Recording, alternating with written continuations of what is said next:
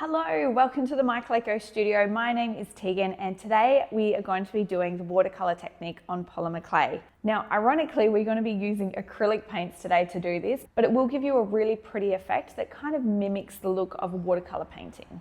Now, you don't need much for this technique. So I do have my acrylic paints here. The other thing that I've got is some Cernit translucent clay. You can use whatever translucent you have handy. We are also going to need some white clay. So I have some Sculpey souffle igloo here.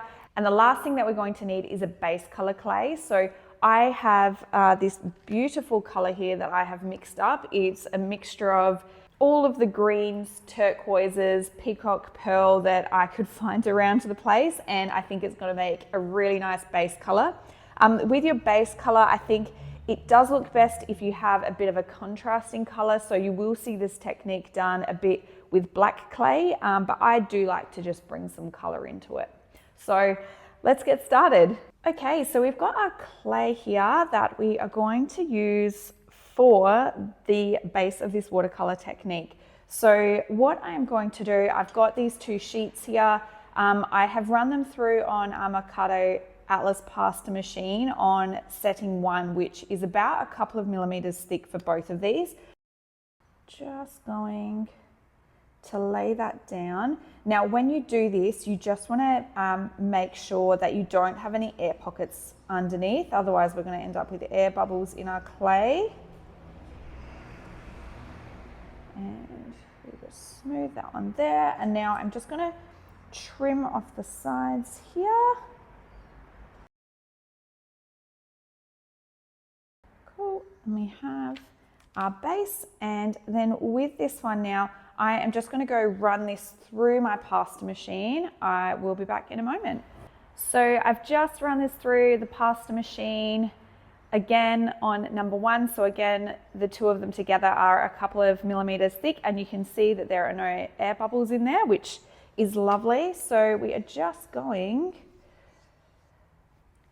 to pop this onto our tile here, and then I'm just going to get some of our acrylic paints and we can get into it.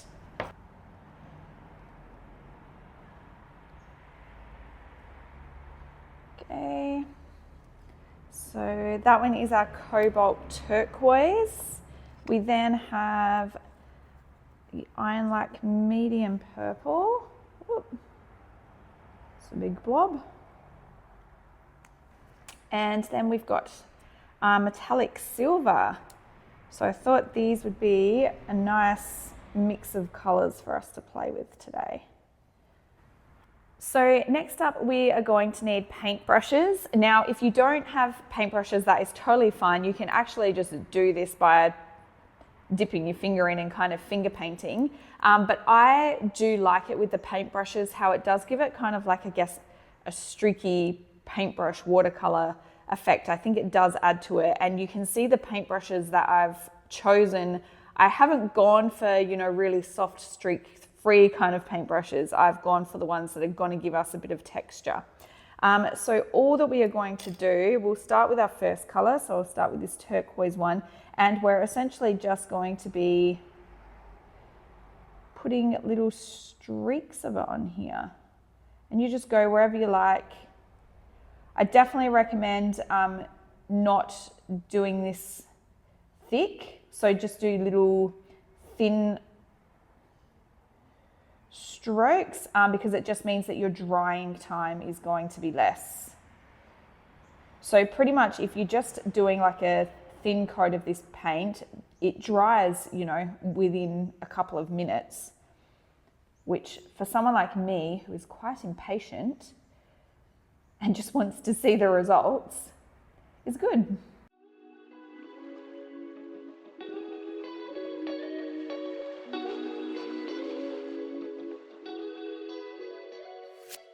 Okay, and we are now just going to repeat that same process with the purple one. Now, I'll just leave my paintbrush here because we might come back to the turquoise depending on how it's looking. We might decide that we need to add a little bit extra in because we essentially want to coat this whole thing. I'm loving the color combo already.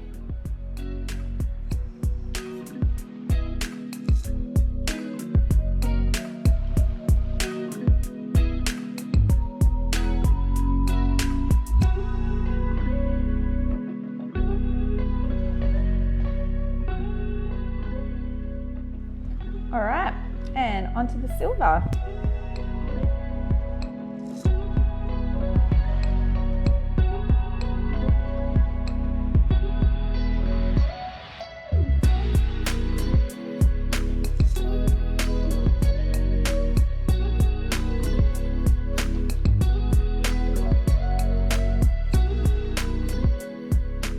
Okay, so now what we want to do is just fill in some of these little gaps a bit, and I am going to go back to the turquoise because I feel like our poor little turquoise has gotten a bit lost now.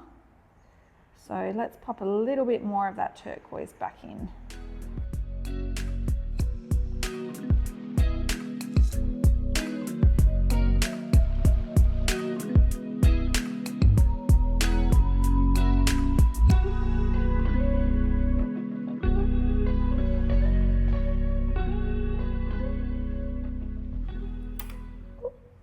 Okay, so we are just going to get these paintbrushes out the way, and I'll get these paints out the way, and I'll just give you a little look at this, and it is looking beautiful already. And what we are going to do now is we're just going to let it dry for a minute, and while we are letting it dry, we are going to go and get our translucent clay ready. So as I mentioned, I've got my Cernit translucent, and what I'm going to go do now, I'm going to go pop it through the pasta machine, and we want to run it through so it is really, really thin. So we can just put it as a really thin layer on top of our clay.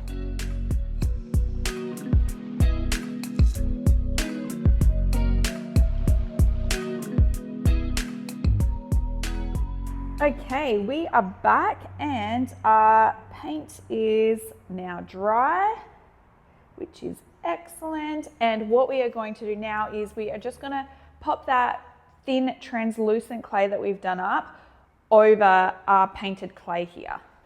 So I have the thin translucent sheet here, and I'm just going to pop it over the top. Now, one thing I will say that is very, very important: when you are doing this step, you need to make sure that there are no air bubbles in here. So if you do have any little air bubbles, once you've flattened it out, you do just need to use something like a tissue blade, just so you can cut out any of those little air pockets there. But I am just gonna cut around here just to get rid of all this excess.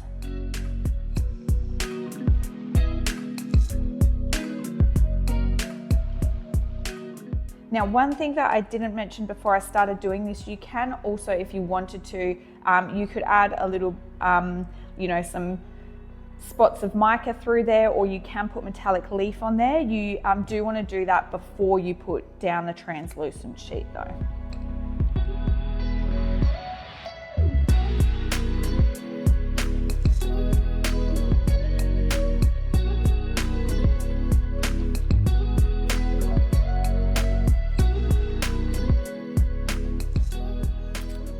Okay, I think that is looking pretty good. Now what I'm going to do, we do have a bit of excess around the edges here, so I will just trim that all off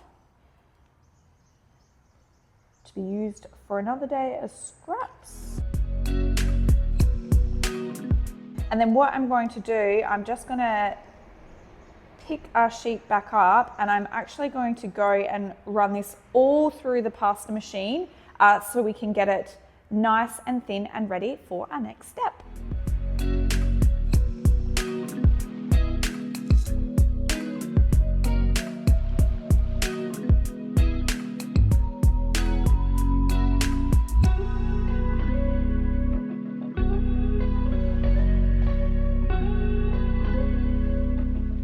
Okay, so we have our gorgeous sheet of clay here, and it looks amazing.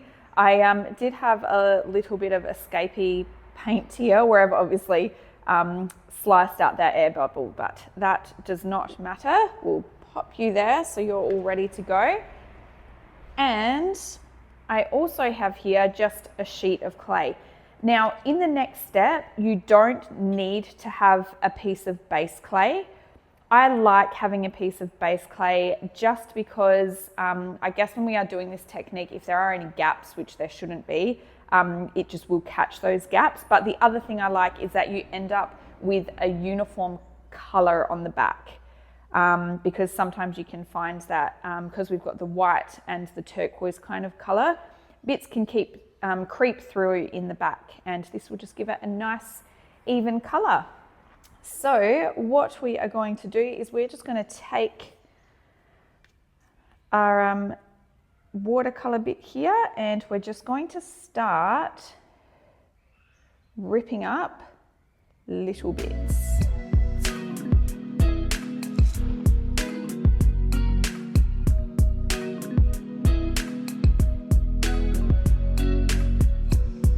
And then you can just start placing them down, and you just want them to be overlapping. Now, it doesn't matter how you do this. You can be as crazy as you like with your overlapping. And also when you are tearing the pieces, again, be as crazy as you like, because the crazier you are, the cooler the effect is, I find. And it looks nice if you've got these kind of like teared edges, it just adds to it.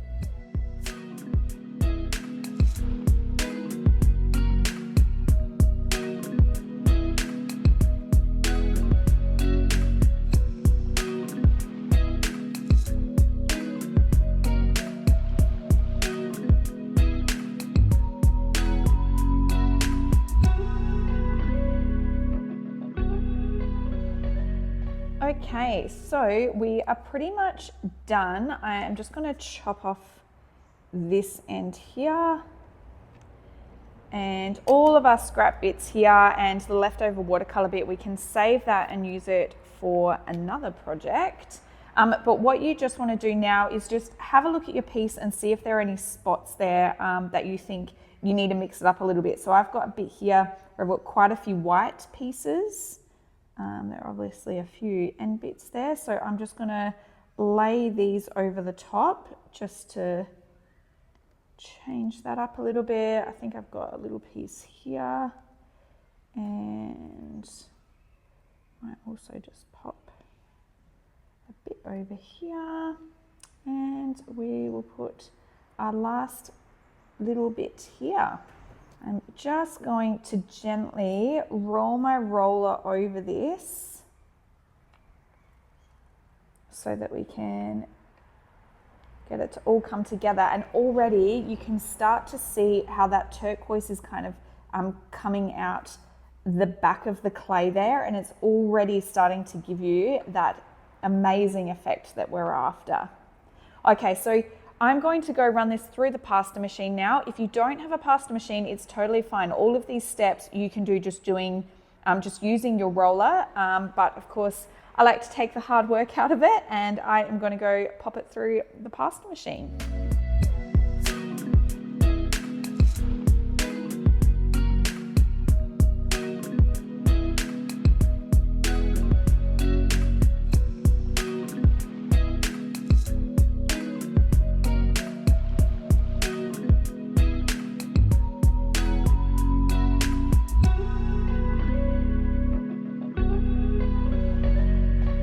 So we now have our beautiful watercolor slab here all ready to go, and all that is left for me to do is just stamp out my earring shapes, get them in the oven, and then put them together.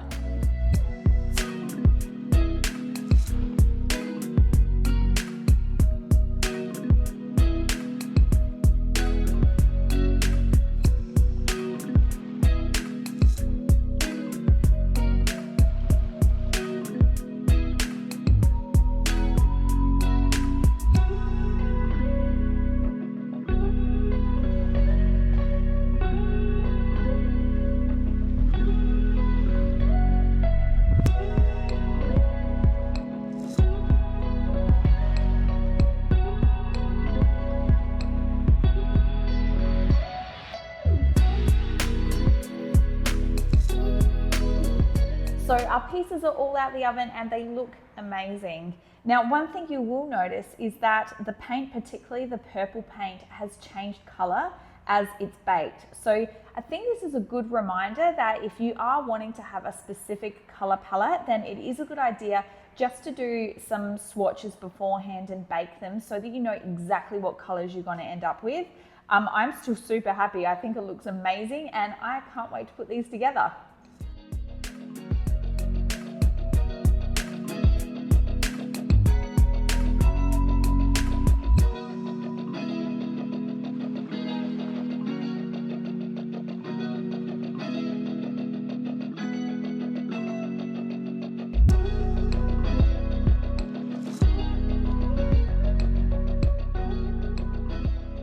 I hope you have loved our tutorial today on the Polymer Clay Watercolor Technique and you are already starting to think up some of those color combos that you can use. If you have enjoyed our tutorial, we would love you to like and subscribe, and we will see you next time.